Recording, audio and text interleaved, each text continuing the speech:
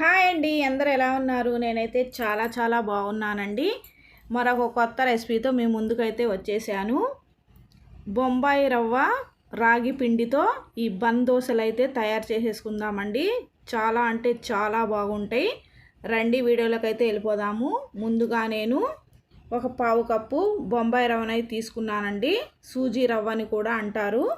తర్వాత అదే కప్పుతోటి ఒక కప్పు నిండా రాగి పిండిని తీసుకున్నానండి. తర్వాత అదే కప్పుతో పెరుగు కూడా వేసేసుకుందాము. వేసుకొని మొత్తం కలిసేటట్టుగా కలుపుకుందామండి. కొద్దిగా వాటర్ కూడా పోసుకుందాము. ఒక హాఫ్ కప్ అండి పోసుకొని మొత్తం కలిసేటట్టుగా కలుపుకుందాము. బొంబాయి రవ్వ, రాగి పిండి, పెరుగు మూడు బాగా కలిసిపోవాలండి. చూడండి, ఇలా కలుపుకొని ఒక 5 నిమిషాల వరకు పక్కన పెట్టేసుకుందాము. తర్వాత ఒక మిక్సీ జార్ తీసుకొని ఈ పిండిని మిక్సీ జార్లో వేసేసుకుందామండి. వేసేసుకొని మెత్తగా మిక్సీ పట్టేసుకోవాలి.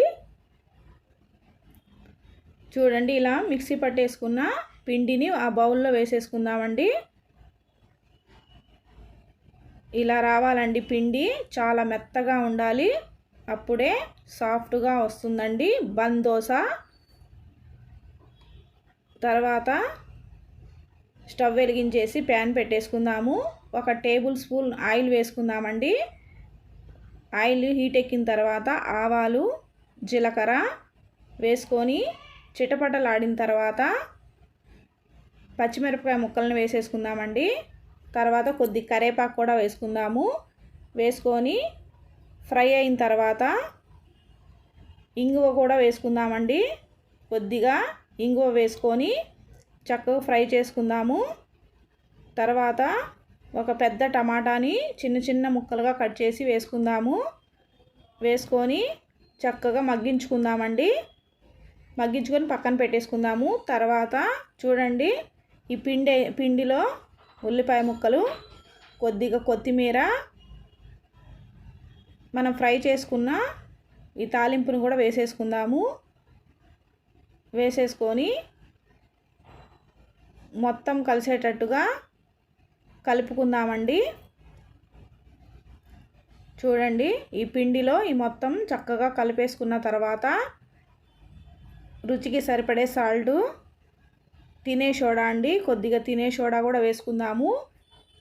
తినే సోడా మాత్రం ఇంపార్టెంట్ అండి, వేసుకోవాలి. అప్పుడే మనకి బన్ దోశ అనేది పర్ఫెక్ట్గా వస్తుందండి. స్టవ్ వెలిగించేసి లోతున్న ప్యాన్ అయితే పెట్టేసుకుందాము.